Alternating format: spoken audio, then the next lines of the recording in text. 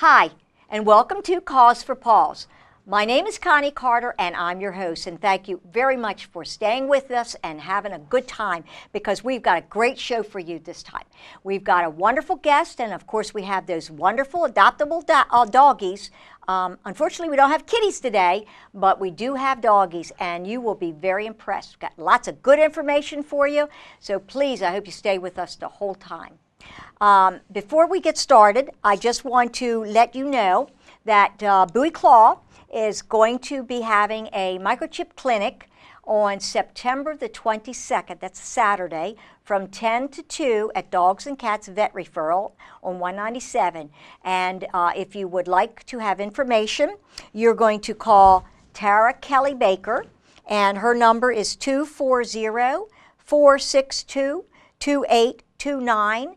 And you could get some more information, or you could schedule an appointment, and you could always go to our website, bowieclaw.org, and get information that way. So, microchip clinic, microchip your pet. You know why. You don't want to lose them, okay? Keep that in mind. All right. So, first of all, I'd like to welcome our very special guest tonight. His name is Frank Brancini. And he's a board member with Votes for Animals. And Frank, thank you very much for being here. Thank you for having me. It's a pleasure. Now, I would like to ask you a question. You have been with Votes for Animals for quite a while now, and Votes for Animals has been doing quite a bit of legislation. I know that I've been going to their meetings, and I've been going to like when they were having hearings and things like that, and lobby day. And we had Tami Santelli from the Humane Society on. She was telling us about all the laws that have been passed, and there's been a lot of them that went through in 2011, 2012 that we are into right now. But what I'd really like to talk about tonight is the pit bull legislation. That is so huge, I guess is an understatement. It's a huge. So can you give us a little bit of information about what's going on with the pit bull legislation? Yes, and sadly, what's going on with the pit bull legislation is this is one of the areas where we have not been successful, and it's been very distressing because it's a terrible situation. We had a case where a pit bull in Towson mauled a 10-year-old child named Dominic Zaleski. It was really a very terrible incident. The child was very seriously injured. The dog's owner was irresponsible and, in fact, went to jail on criminal charges as a result of what happened. So the Zaleskis sued the owners for damages, as they should have. They won in court, and then, unfortunately, the owner declared bankruptcy. And that's where it all started to get crazy. The Zaleskis' lawyer sued the dog's owner's landlord and won in court.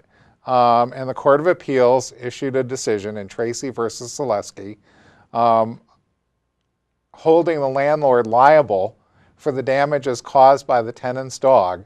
And they said the reason why they did that is because pit bulls are inherently dangerous. And what's unprecedented in the United States, there is no other state in the United States.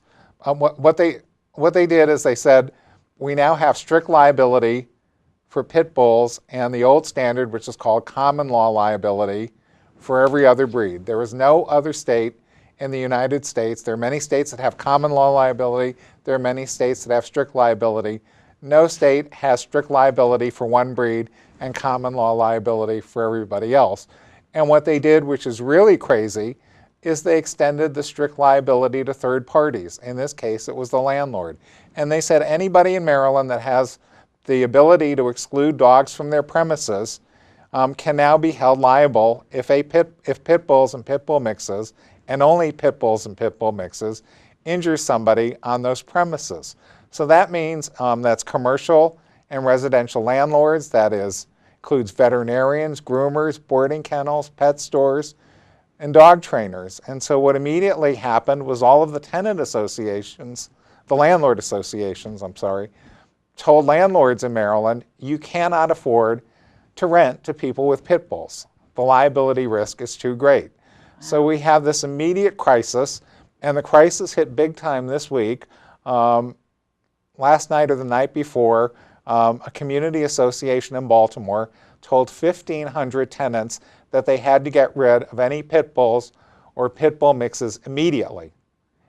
And that means we heard about it because somebody at 9:30 or 10 o'clock at night was complaining that they wanted to give their dog up and the Baltimore City shelter was closed. Wow. Immediately. So, I mean, this is a huge crisis. The estimate is that it's going to affect 100,000 dogs and possibly 77,000 rental units. And where it gets even more crazy and more dangerous is pit bull, of course, is not a breed. There is no legal definition for pit bull. The AKC does not recognize pit bull. There are up to seven AKC recognized breeds that are pit bull type dogs. The court didn't define this in any way. What they did was they rolled back the decision a little bit to, instead of including mixes, they're now just saying pit bulls, but they still haven't defined it, and again, there's no breed. So what we know is going to happen, and what the landlord associations are telling us, is that landlords are not going to go out and say, now I'm going to determine what a pit bull is. A lot of them are just going to say no dogs. So there will be less housing all over the state for anybody with any kind of dog. And the real problem with all of this is, you know, they're throwing the good dogs in with the bad. Yeah. You know, all pit bulls are being held accountable. And the bottom line is, most pit bulls are great, friendly family dogs. And the real mistake in all of this is that it turns all of the resources for animal control agencies, everybody that has to deal with dangerous dogs, now has to deal with nice pit bulls and dangerous dogs. And so it takes resources away from actually dealing with the dangerous animals. Now, it's funny because I got, City of Bowie has a quarterly spotlight. It's a newsletter that comes out, and it just came out actually September, I think it was for September, October. So it's September, October, 2 months. So it comes out every other month. And it has a little section here about pit bulls. And I read it and I thought, well, this is a very, very weird situation. It's basically, it says, the Maryland Court of Appeals recently issued an opinion regarding pit bull dogs. This opinion came as a result of a recent incident involving a pit bull attack of a minor child in Anne Arundel County. The court stated that pit bulls were considered to be inherently dangerous, and an owner or custodian of such dog may be held strictly liable both criminally and civilly for their dog's actions. This information has created a lot of confusion as to whether or not pit bull dogs have become illegal to possess throughout the state. The answer is no, but pit bulls are banned in the City of Bowie and Prince George's County. It goes on to say, Bowie Animal Control has received several questions from residents regarding this matter. Residents in Prince George's County should know that it is illegal to possess a pit bull or predominantly pit bull breed dog in Prince George's County. This ordinance, adopted on February 3, 1997, remains in effect in Bowie and is strictly enforced by Bowie Animal Control. In fact, Bowie Animal Control has seen a recent increase in the number of pit bull complaints since the court's decision, although most of the dogs investigated are mixed-type breed dogs resembling pit bulls and not a majority pit bull breed. Residents are still encouraged to call. Animal control officers will respond and do a breed assessment to determine whether the dog is prohibited or not. This is where my mind is. I look at a dog, and unless you do a DNA on the dog, you can't tell whether some dogs are, what percentage is a pit bull. And I agree with you. There are a lot of pit bulls that are very, very nice. And I know that I went to a number of the, they had the task force for the pit bull to try to figure out whether they were going to overturn the ruling. And a question was posed from one of the members of the task force to actually Chief Taylor at the Prince George's Animal Management Facility. And they said, you have to, he's an animal shelter, so he has to go out, his animal control officers have to go out, and if there's a pit bull complaint, somebody's got a pit bull, you need to go out and look at it. They go out and look at it. Now, how does he tell whether it's a pit bull? what does it mean? Does it mean the eye, from eye to eye, 6 inches? Or the circumference of their head is 20 inches? Or if the legs to the hithers are 12 inches? There's no definite description of a pit bull. There is none. The AKC, you're correct. There is no description. So what they have to do is a breed assessment, and that is in the viewer, the assessor's mind. Is that a pit bull or is that not a pit bull? It is crazy. You can't. There are so many dogs that look like pit bulls that aren't pit bulls, and that's a problem. That's true. And even the assessments, and even people in shelters that you would think would have a better ability to make those assessments. The organization Maddie's Fund paid for a study which they did in Florida, where they took 20 staff people from 4 different Florida animal shelters, and I don't know how many dogs they showed them, and they asked them to assess whether they were pit bulls or not. And then they ran genetic testing and compared the genetic testing results to the assessments of these staff people, and the staff people got it wrong most of the time. Wow. And so, you know, in essence, the situation that we've got in Maryland, unless somebody's doing genetic testing, and it's expensive to do that. And it takes a while, too. Right. It's expensive and it takes a while. So most shelters, I'm sure, are not doing that. Yeah. Right now in Maryland, the pit bull is anybody thinks what a pit bull looks like. Yeah. And I mean, it's just a crazy can't be sure. situation. You know, I mean, this would take a lot of money and a lot of resources, but I think eventually there's going to be a lawsuit on that issue, and I think the Court of Appeals ruling is going to have a hard time standing up to that legal challenge when somebody comes in and says, you know, you said my dog is a pit bull, and it's not. And it's not. Well, you know what, there's a lot going on with the pit bulls, and I want to continue with that conversation, but I want to take a short break, and we'll be right back. So stay with us. This is very, very interesting.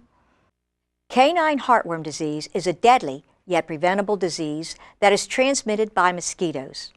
When a mosquito bites a dog that has heartworm disease and then bites a healthy dog, the larva is transmitted to the healthy animal, beginning the life cycle of the parasite.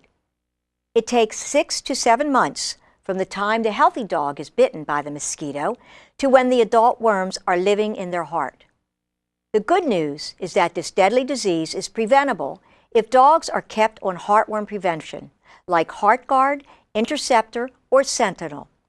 Until recently, the disease was treated by veterinarians with a drug called imiticide. Treating heartworm disease is risky, but not treating it is deadly. Untreated heartworm disease will ultimately lead to congestive heart failure, which is fatal. Recently, Merial, the manufacturer of the drug imiticide, announced that its supply has been exhausted. Merial is working to import limited supplies from their European supplier. This imported product, however, is not FDA approved. The American Heartworm Society has issued a plan for treating dogs during this shortage period. Now, more than ever, it is critical that dogs are kept on monthly heartworm preventative.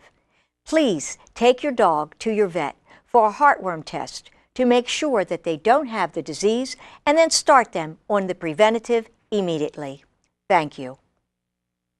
Welcome back. Thanks for staying with us. I have a guest today, Frank. Pronounce your last name again. Brancini. Brancini. Sort of like Mancini. Uh-huh. Do you do like music and stuff like No, I do Henry not. Mancini? No. Okay. Or is it Mancini? No, Mancini. It is Mancini. No, it is Mancini. Mancini. Yeah, see, I was close. Okay, Brancini. Anyway, I'm glad everybody's staying with us today. I have I got to set my computer back up because I clacked myself out there. I want to take a break, Frank, and you know, viewers come in and they look at, they come to the show and they love to see the animals. And we got some really great animals that are up for adoption, great doggies that I go down every week and videotape. And I want to show a couple, if you don't mind. Take a break. Okay, so the first one we're going to show is Raven. Raven is a lab mix And she is a real special sweetheart, so enjoy her.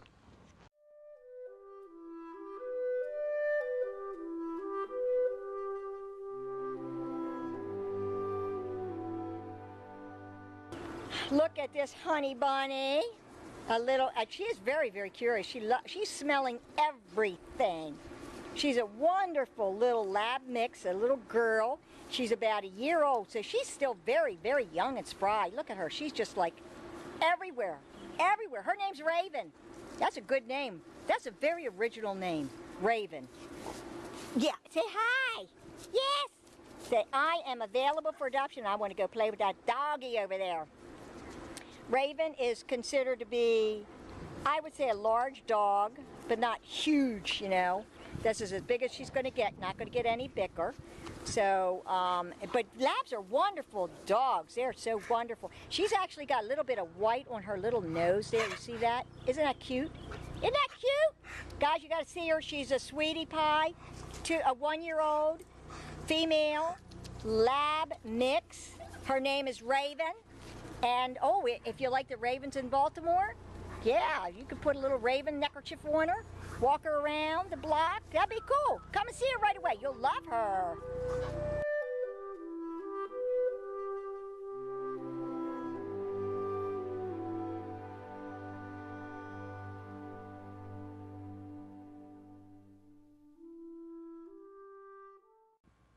Did you enjoy it?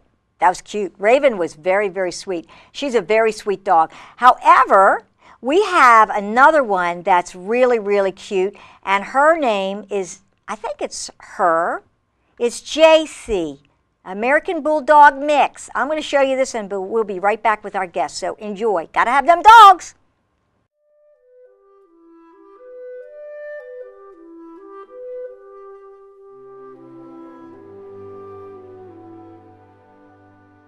This is a very, very, very sweet little boy.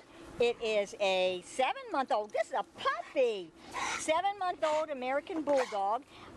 So it's not full grown yet. And when it's done, it's going to be a large dog. American Bulldogs are wonderful dogs. They are large and they are strong. So you need to make sure you are the alpha. Of course, you need to do that with any dog, even the little itty-bitty ones. So again, let's see. 7 months old, American Bulldog, male. Going to be large dog, white, with little black spots, sort of like a cow. I don't think he's going to be as large as a cow. Look at him. He's so sweet. Look at his eyes. Let's see if I can get his attention. Nah, well. Anyway, he's available for adoption. Come see him, folks. You're going to love him. He's a cutie pie. Yes, he is. He's a cutie pie. You're a cutie pie.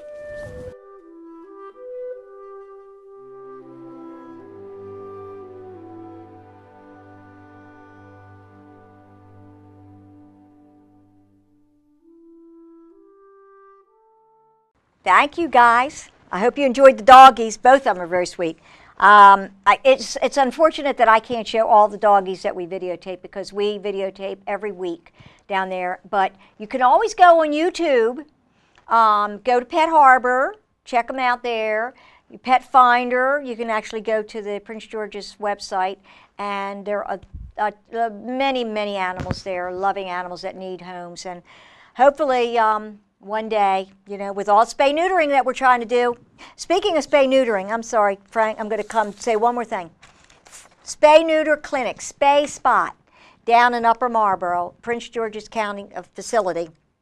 The low-cost Spay Spot. They've done well over 2,000 dogs since they've opened a year ago, and they want to do more. Their phone number is 301-254-8151. You could get information from our website, buoyclaw.org. Or you can call the Prince George's Animal Management Facility. But you know what? You need to get the spaying and neutering is the way to go. And it's very important because, you know, that prevents more homeless animals. That is the key. Spay, neuter. Keep them up. Stop getting these animals out there multiplying. They're just too many. Okay, Frank, we're back to you. Thank you for hanging out with us a little bit longer. Happy to do it. So we have a serious problem. What do you think's going to happen now with this? Are the task force still in session, or is they finished, or what? Well, here's what happened. We had a special session of the legislature. The task force proposed legislation to switch all dog liability to strict liability. A lot of people aren't thinking this through and are looking at it and saying, oh no, this is terrible. They're saying that all dogs are inherently dangerous, and that isn't right. Strict liability and common law liability are just two ways that the law handles how liability is handled under the law. It doesn't even just apply to dog issues. It applies to other kinds of liability issues as well. And the important thing here is they are not saying anything at all about whether dogs are likely to bite at all if we change to strict liability. And in fact, 35 states and the District of Columbia already have some form of strict liability. So this isn't exactly a radical change. Maryland has actually been doing something that's different from what most of the other states are doing on this issue. And what that really means in practical terms is, under common law liability, in general, if your dog bites somebody and your dog has never been aggressive before and you didn't do anything that could be construed as being negligent, you get a free pass on the first bite for liability. Under strict liability, if your dog bites somebody, you are liable pretty much no matter what. Now, all of those things that you might use as a defense under common law liability, like if the person the dog bit was actually a burglar that was breaking into your house, you can still use all of those defenses in court. It doesn't preclude any of that. But it just says if your dog bites somebody, you should be the responsible party. And actually, to a lot of us, that makes sense. Yeah, you know, I think absolutely. most of us assume that if my dog bites somebody, I am responsible. That's and I right. should be responsible. So Yeah. I don't think it's exactly a radical proposal. So anyway, the Senate proposed this. The Senate actually passed it on a vote of 41-1 Wow. during the special session. Yes, it went over to the House. The House added 15 amendments to the bill that weakened it. Then they passed it unanimously, and it went back to the Senate. But it ran out of time in the Senate because it was the special session was only however many days Yeah, it was. right. And we ran out of time. So we believe that the task force will continue to meet until the regular session in January. We believe that they will be coming forth with a legislative proposal in January. And I think it's a good guess that that probably is going to be some form of strict liability. The important thing, though, in all of this, I personally don't care whether we have common law liability or strict liability, but we have to fix the problems created by the Court of Appeals. And that fix has to have two basic elements. It has to be breed neutral. Dogs should be judged on the basis of their behavior Yes. and not their breed. agree. And it has to take away the liability for third party. Landlords should not be responsible, unless they do something negligent. Yeah. They should not be responsible for what the tenant's dog does. I mean, that's the really unprecedented thing that they've done here, and it's really very scary. And here's one of the things that I've learned that to me is so disturbing about all of this. I mean, it's bad enough that all of these people are being told, give up your beloved dog, Yeah. Beloved, well-behaved, wonderful family companion dog, because the Court of Appeals issued this stupid Yeah. judgment. But one of the things that's happened in response is I'm told that most dog trainers now are refusing to work with adult pit bulls. And I mean, this is because they're afraid of the liability concerns. And this is so counterproductive. We all know that one of the best ways to reduce aggressive behavior in dogs is training and socialization. Yes. And now we are telling pit bull owners that, if you want to do the right thing and get your dog trained and socialized, you can't do it. I mean, how stupid is that? I think in my opinion, I believe it's lack of knowledge. Again, going back to the task force, one of the people who were the presenters who were offering some information, they said that they pointed out the top 3 dogs that were that were the history of biting in Maryland. The number 1 dog was, let me see if I can remember, it was a dachshund, that bit most. Number 2 was a Chihuahua. Number 3 was a Jack Russell Terrier. Yeah, you know, a lot of that bite data, it's not data that people should be looking at, because from a data analysis standpoint, in order to figure out how important those things are, you have to know how many of each kind of breed there are in Maryland, and how, you know, what's the you know, what's the prevalence of those breeds? You know, if there are a lot of dachshunds, and the dachshunds are the number 1, a lot of dachshunds bite, and the dachshunds are the number 1 breed. Right. That shouldn't really be that surprising. True. That's true. You know, the AKC registration, one of the bully breeds, American Pit Bull Terrier, I was told, is the number 2 breed in Maryland. So, I mean, statistically, there are a lot of pit bulls in Maryland. Those numbers are going to be, bite numbers are going to be high for pit bulls, just because there are a lot of them. And when we have the kind of climate we have now, I guarantee you, anytime a dog bites somebody and it even vaguely looks like what somebody thinks is a pit bull, they're going to jump on that pit bull bandwagon and go to town. I mean, oh, it's, you know, it's the dog is doing this because it's a pit bull. One of the other really important things that I wanted to say here, though, that concerns us is we've had some people who care about animals who have sort of had the attitude with this, I don't have a pit bull, so I don't have to worry about that. And that is so wrong, because I will tell you, once we establish that a court can designate a breed of dog as inherently dangerous, this is not going to stop with pit bulls. In fact, if you sit down and read the Court of Appeals ruling, and I have, the Court of Appeals quite frequently cited Rottweilers as being dangerous dogs. And I think people then say, oh, well, I don't have to worry about that. They're only going to go after the big breed dogs. And I tell you, once they start doing that, people that have those small dogs, and you know which of your breeds they are that have a reputation for being notoriously ill-tempered, those dogs eventually are probably going to go on that list too. Yeah, it's going to be you know, it's worse. It is worse if you get bit.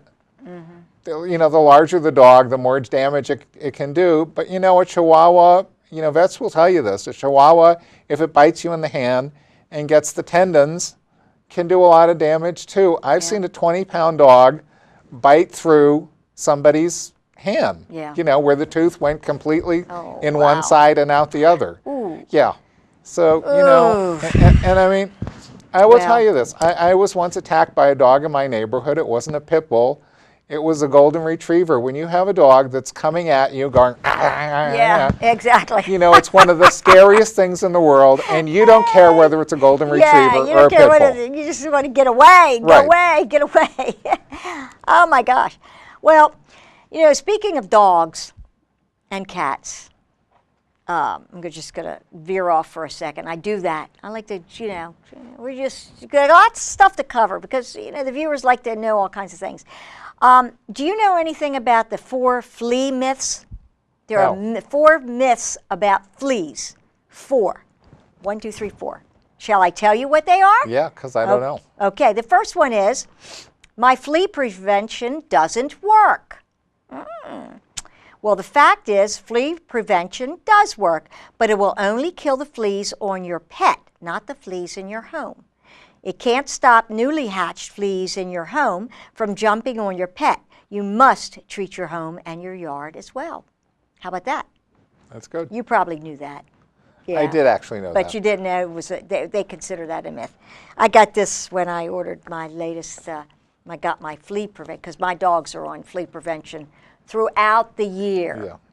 They got to. Okay, how about myth number 2? I don't have fleas in my home. Yes, you probably do. Fleas lay eggs on your pet, and then as your pet moves around, the eggs fall off into your home. Carpeting and pet bedding. There, the eggs hatch and jump back on your pet. You may never see the flea eggs, larva, or pupa. Pupa. Pupae. I never could pronounce that word. Can you pronounce that? I think Pupae? it's pupa. pupa. Pupa. Okay. Anyway, in your home until the newly hatched adult fleas emerge and reinfest your pet. That's interesting because that's a whole new thing. Okay, myth number 3. I already treated my home so the fleas are gone. Ooh, fact, once is not enough. Flea eggs hatch in 3 to 4 weeks, and the cocoon encasing them is totally resistant to insecticide.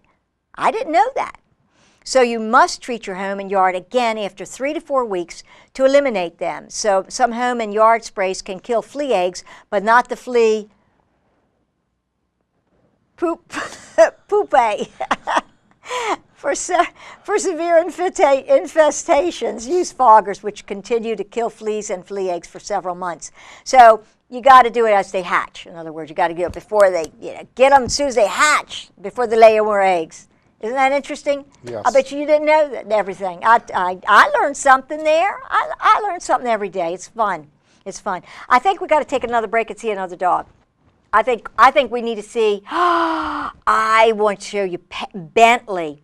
Bentley is an English foxhound. Oh, Bentley is very, very cute. I'm going to show you Bentley. Bentley's very cute. Watch Bentley.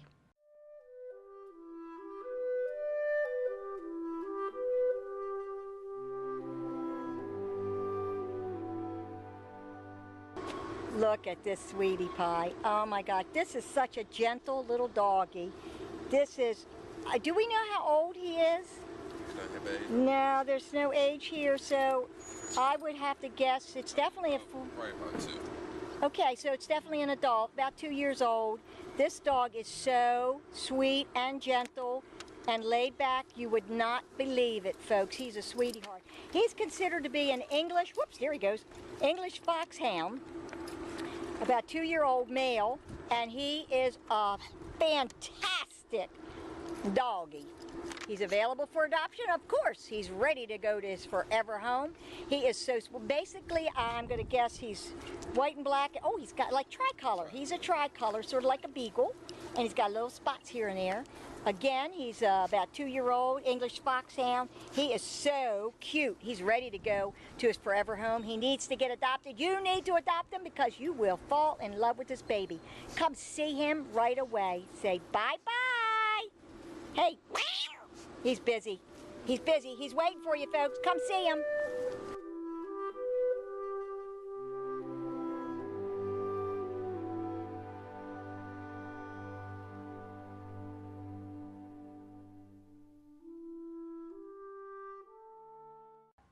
Bentley was very, very cute. Bentley, I wanted to take Bentley home, but I couldn't fit him under my sweater.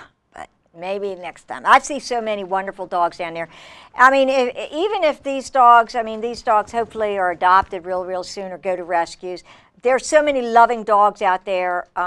It's unbelievable. But down at the Prince George's facility, they're not just a shelter for dogs and cats. And by the way, they have roosters, they have ferrets, they have snakes, they have an iguana, they have fish, hamsters, guinea pigs. It's wonderful. But they also have great, like they have a pet parenting class. So if you adopt a pet, you should go to something like this, because this is great if you're thinking of adopting a dog or a cat, and it'll help you on how to introduce your pet to the home, family, pet proofing your home, nutrition, behavior, training issues, and things like that. So that's really good. Pet Parenting Class 101. Then they have Pet Loss Grief Workshop. This is very, very good. So this is very good because, I've had many pets and I've lost many pets. And it is very hard, some harder than others, because you bond with them all of them in a special way, and this is really, really good. So they have a workshop. And then they also have pet first aid and CPR. So there's 3 special classes that they offer down there, and you need to call them 301-780-7200, and you can check on their classes and services. They've got so many services, you really need to go down there or just call and ask them. Go to their website too. So, you know, you could learn a little bit about them. They're also coming up with a fall festival. They have a fall festival every year. This year they're having it, excuse me, October 22nd. And you can go to our website. It'll be on there, and also go to their website. But they have a Halloween, all the animals dress up in their Halloween costumes. They have a Halloween contest, and I'll be there taking pictures of the pets and the kids and families with the doggies and kitties in their Halloween costumes. It's a lot of fun. They have cotton candy. They have all kinds of stuff. Lots of fun, lots of fun. So you know, they probably will even give you a tour if you ask them nicely. See some doggies, but it's a lot of fun. It's a lot of fun. So, thank you very much. So, thanks for still hanging around with us, Frank. I hope you're having a good time. I know I'm learning a lot of stuff. It's very, very interesting. So what do you think? I just don't even know where to go with this pit bull thing. It's just very disturbing to me that I think it's like profiling a dog. And it's unfortunate that there's so many wonderful dogs. And I think the pit bulls have been given a bum rap. Like you said, there are many dogs other than pit bulls that are trained to fight or to be aggressive. German Shepherds, Rottweilers, Dobermans, what was that other one, a Malinois. I mean, you know, there are all kinds of dogs that I believe that it's not so much the dog, it's how the dog's trained. Oh, absolutely. You know, the problem with pit bulls, there have been trends in the U.S. and probably internationally. You know, every so often it shifts, and people get afraid of a certain breed. It used to be German Shepherds, then it was Dobermans, and you know what happened with the poor pit bulls is they became the dog of choice among dog fighters. And you know, I've been doing shelter work in Maryland for about 20 years. And about 20 years ago, you know, if you saw a pit bull in a shelter, it probably wasn't a very nice dog. It probably had been trained to fight. But you know, the dog fighters spend a lot of money. If you go online and research this, they train the dogs to do that. The dogs aren't doing it naturally. You know, they get bait animals. They force the dogs to kill the bait animals. And if they don't, they kill the dogs that won't fight. All of that stuff with the heavy chains around the neck and the treadmill, that's to train these dogs to do it. And so that was where we started to have these problems. But you know, the one positive trend that I've seen in 20 years is you started to have a lot of pit bulls in shelters, and people like me started looking and going like, wow, these really are nice dogs. And you know, some of us were actually sort of surprised to learn that, and did have to learn that. And I will admit I was one of those people that had to see that. And then a lot of people that, you know, at one point, you know, most people that had pit bulls wanted big, scary, mean dogs. You know, at this point, there are a lot of families, you know, with small children, and they're wonderful, dedicated, loving, kind family dogs. And I had somebody that I worked with at the SPCA in Annapolis. She was on the board, and 20 years ago when I knew her, she had a house full of dogs, and I think the biggest ones were all like, you know, they were all under 10 pounds. Oh my goodness. And, you know, they were all over the house. And when we had the first pit bull rally at the Capitol, she was there, and I guess now she has a house full of pit bulls. You know, and she's the kind of person that you never would have thought. You know, she's a sweet lady. Yeah. And, you know, you think of people, you know, your stereotype of pit bulls, it's not this woman. And you know, now she has a house full of pit bulls, and she's out crusading for them.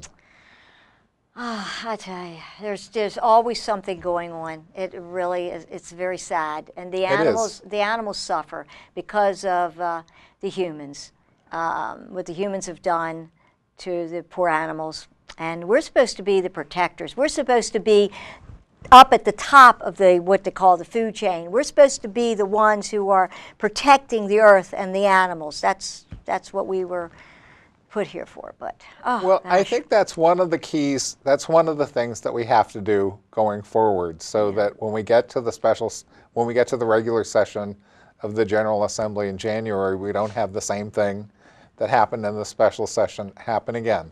There's two things we've got to do. We have to make sure everybody has got to be calling, writing, and talking to their legislators and saying that they have to fix this. They have to do something that is breed neutral and takes out third-party liability out of the equation. But the second half of that is, and they've given us a great opportunity here to go in January and say, and this is what you really should have been doing to fix the problem, to address the problem of dangerous dogs. And we have a whole list of things that they can and should be doing that we need to also push them on. One of the things that we need, and the good news is that it was already pending, is, you know, a lot of the research suggests that neutered dogs are less aggressive than unneutered dogs. I can't remember the exact number, but I think it's 34 states and the District of Columbia have low-cost spay-neuter programs that subsidize spaying and neutering for families that can't afford it. Maryland is one of the few states that doesn't have that. We have a task force that's working on legislation. That has to pass this year. Yes, I agree. You know, another thing is dogs that are tethered outside for a long time tend to get aggressive and protective of their areas. We need a strong anti-tethering law in Maryland. You know, we need good laws on the books for animals running at large, and those laws need to be enforced. And the animal control agencies that enforce those laws need the resources to do it. You know, if we want to reduce dog bites, if we want to reduce aggressive dogs in our communities, people that work in animal shelters know what works. We have a great association of animal shelters in Maryland, professional animal workers. The legislature needs to listen to them when they go there and say, we need anti-tethering laws, we need spay-neuter, we need resources for animals running at large, we need resources to address dog fighting.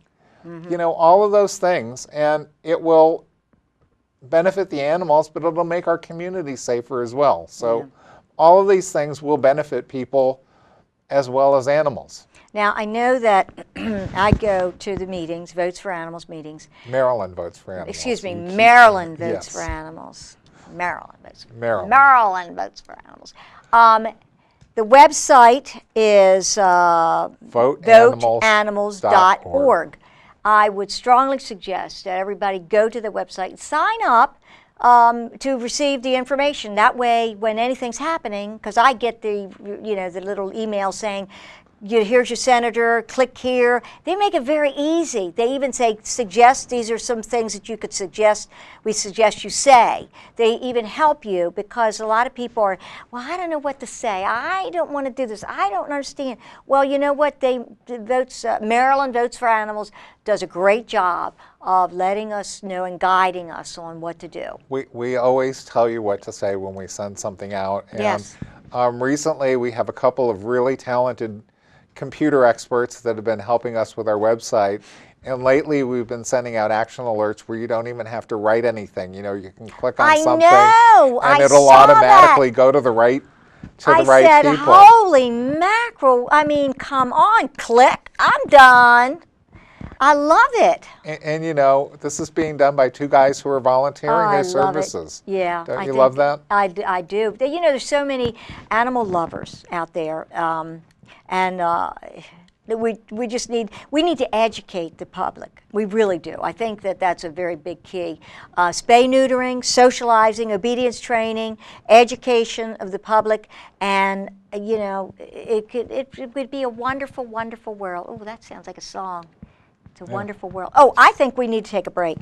As a matter of fact, we're going to take a quick break, and we'll be right back. Okay, guys? So take a break. We'll be right back.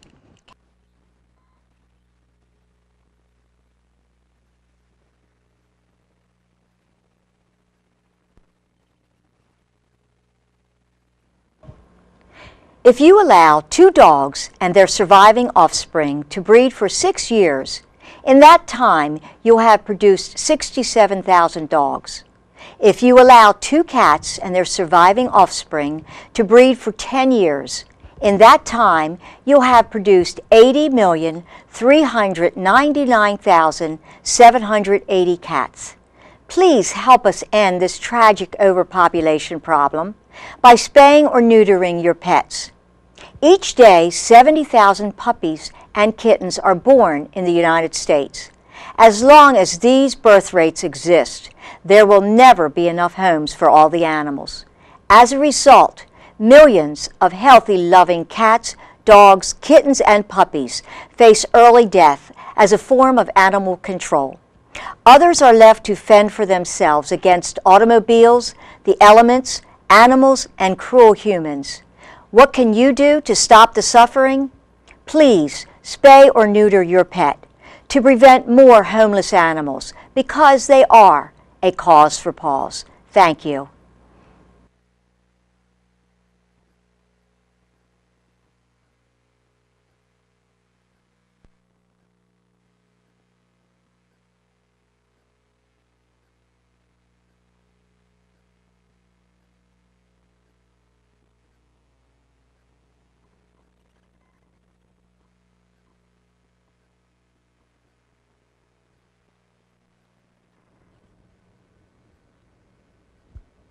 Well, thank you for staying with us. I think we're about ready for another doggy. Oh my goodness, I have a good one. A little Shih Tzu. Oh my goodness, this is a sweetie pie. You got to look at the Shih Tzu. She's very cute. Watch it, she's very cute. Cute.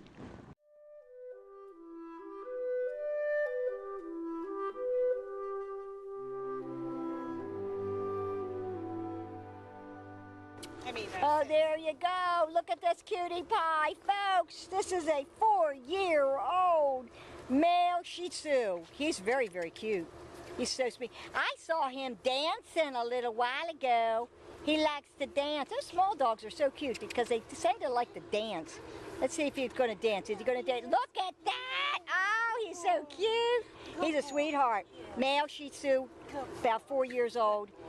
He is very cute. He's considered to be a tiny dog. He's very lovable. And I'm going to guess his colors are gray or black with some white. And it's funny, he's got like little spots on his white. Look at that sweetheart. Look at that baby. Oh my gosh, he's so cute.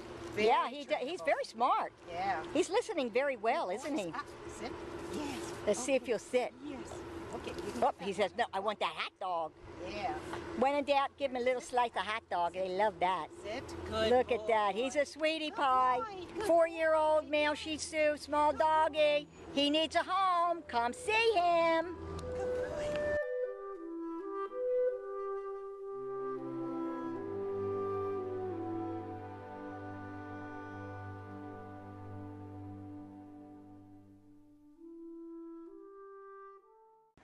I love it. That little dog, I could have fit him in my jacket, but they search me before I leave because they know I'm only kidding.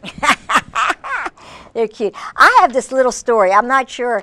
I don't know if anybody heard this story. I gotta give you. I love little stories. I love little stories.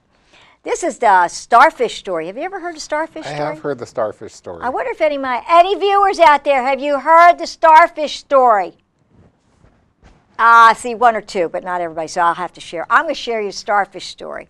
This is very, very cute. All right, one day a man was walking along the beach when he noticed a boy picking something up and gently throwing it into the ocean. Approaching the boy, he asked, "What are you doing?" The youth replied, "Throwing starfish back into the ocean. The surf is up and the tide is going out. If I don't throw them back, they'll die." "Son," the man said, "don't you realize there are miles and miles of beach and hundreds of starfish? You can't make a difference." After listening politely, the boy bent down, picked up another starfish, and threw it back into the surf. Then, smiling at the man, he said, "I made a difference for that one." So, folks, that just means that, you know what? If everybody took time to make a difference to one little animal, we would be much better off. Don't you agree? I agree. I agree too. Oh, I have one more story. This is very, very cute. This is called the Path. This was sent in to me by a viewer. And as a matter of fact, if anybody wants to send any little stories or little things like this, I'd love to get them. So send it to cause4paws70@yahoo.com. Please, I love to get these things because they're so neat. I love these little stories. This is a really cute little story about the pastor's cat. This particular story just made me laugh. Okay, blah, blah, blah, blah, blah. The kitty, okay, Dwight Nielsen recently told a true story about the pastor of his church. He had a kitten that climbed up a tree in his backyard and then was afraid to come down. You know how those kittens are. The pastor coaxed, offered warm milk, everything he could think of. The kitty would just not come down. The tree was not sturdy enough to climb, so the pastor decided that if he tied a rope to his car and pulled it until the tree bent down, he could then reach up and get the kitten. That's what he did, all the while checking his progress in the car. He then figured if he went just a little bit further, the tree would be bent sufficiently for him to reach the kitten. But as he moved the car a little further forward, the rope broke. Oh my goodness. Pray tell what happened. The tree went boing, and the kitten instantly sailed through the air out of sight. The pastor felt terrible. He was just horrified. He walked all over the neighborhood asking people if they'd seen a little kitten. No, nobody had seen a stray kitten. So he prayed, Lord, I just commit this kitten to your keeping, and went on about his business. There's nothing else he could do. A few days later, he was at the grocery store and met one of his church members. He happened to look in her shopping cart and was amazed to see cat food. This woman was a cat hater, and everyone knew it. So he asked her, why are you buying cat food when you hate cats so much? She replied, you won't believe this. And then he told him how her little girl had been begging her for a cat, but she kept refusing. Then a few days before, the child had begged again. So the mom finally told her little girl, well, if God gives you a cat, I'll let you keep it, she told the pastor. I watched my child go out into the yard, get on her knees, and ask God for a cat. And really, Pastor, you won't believe this, but I saw it with my own eyes. A kitten suddenly came flying out of the blue sky with its paws outspread and landed right in front of her. Never underestimate the power of God and his unique sense of humor. So she got her little cat. Wasn't that funny? I love that story. That was so cute. That was so cute. I love cats and I love dogs. And I hope that we can, get things going with this pit bull legislation. I think that's really the biggest thing right now. I know Votes for Animals. Maryland votes for animals. Oh, man. Maryland votes for animals. Is working on other things that they're coming up with. They've done great things with the puppy mills and the pet stores, calling them to be responsible for the information for them. There's a lot of good things out there that they're doing. And I know that they're always looking for volunteers, members, to spread the word. And you don't really even have to do all that much because, if you go onto the website and sign up, you get the alerts and just keep contacting your House of Representatives, your senator. And let me say one thing about that. People that know about national legislation, in order to influence national legislation, you have to generate hundreds and hundreds and thousands of calls. But we're working on state legislation, and over in Annapolis, in some of those offices, if they get 10 people that call on an issue, they sit up and say, oh, what's going on? A lot, that's a lot of phone calls for them. So, really? So we really only need, we need a lot of people to do this, but It really only takes, it doesn't take that much of an effort to get something done over there. And I know people are afraid to call because they think they have to know everything about an issue, and they're going to call up, and the person in the office is going to ask them some question, and they're not going to know the answer, and it's going to be, this big hairy thing. And what they need to know is most of the time when you're calling one of those offices, you're getting somebody who doesn't want to talk to you, who just wants to know what issue it is, whether you're for it or against it, and if you're lucky, they will take down your name and phone number. And that's really, and it really does have a big impact that can get their attention, that can get legislation through. You know, and that's what we need to be doing. You know, we are, I don't know how to say this tactfully, but you know, when we go over to Annapolis and we're talking about issues, we are so well informed about what we're talking about, and we know these issues so well. And I sit there sometimes and I listen to some of the other stuff that's going on, and people that are talking about things that don't know what they're talking about, and usually are not as well informed as animal people are when they get in there. I think it's really a matter of the legislators feeling like enough of their constituents care about these things that they need to pay attention to us. And that's really the key to our success on most of these issues. I agree. And I will tell you, in relationship to that, it's like I said, Maryland Votes for Animals. Go to their website. They help you. They guide you. They tell you what to do. They just click a button and you do it. They tell you call and say this. It's so easy. I know that Bowie Claw has been working and trying to get our city council to vote to get a short-term animal shelter in Bowie. We've been struggling with this for 4 years because over 400 of the Bowie animals go down to the county facility every year, and the euthanasia rate is 35 to 50%, because a lot of people look at the county facility as a dumping ground because they don't know how to handle the dogs, which is going to be another subject for another show. But we tell them, call the council members, call, email, say, I want the shelter. People need to get involved. It doesn't take that much. A simple phone call from your day just to get going. It's not that hard. And you know, Bowie needs a shelter.